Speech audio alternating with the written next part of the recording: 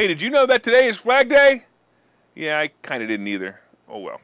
All right, the history of the flag goes back to the American Revolutionary War.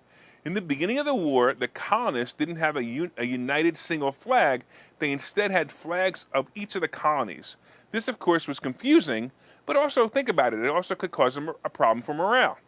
In June of 1775, the Second Continental Congress met in Philadelphia to create the Continental Army, a unified colonial fighting force with the hopes of a more organized battle against its colonial oppressors.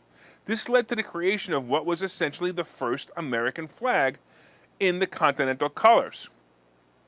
The original flag with its 13 red and white stripes also had a Union Jack in the corner. However, Washington soon realized that it looked too much like the British flag, so it was changed to a flag with 13 stripes and 13 stars representing the 13 colonies.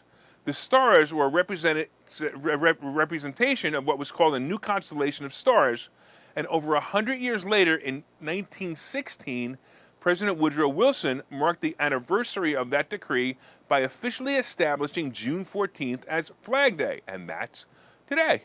There are many rumors about who actually sewed the first flag. Some say it was Betsy Ross who sewed it, but there's no real historical evidence. I don't know, I saw all these history books when I was a kid. You saw pictures of Betsy Ross doing it, but maybe it was, maybe it wasn't.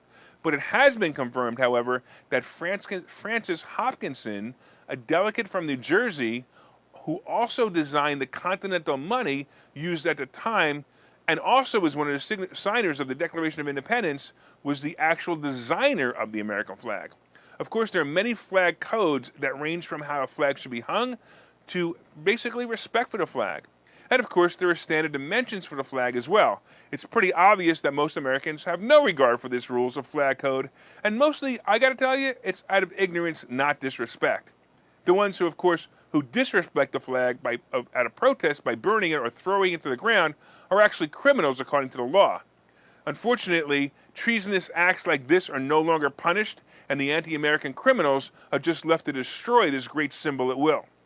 By the way, speaking of disrespect for the flag today, unbelievable. On Flag Day, today, if you travel to Washington, D.C., you will actually see flags hanging that will have 51 stars instead of 50 stars. Yes, the mayor of D.C. is protesting the fact that D.C. is not recognized as a state and had flags created with her taxpayer dollars that were made with an extra star.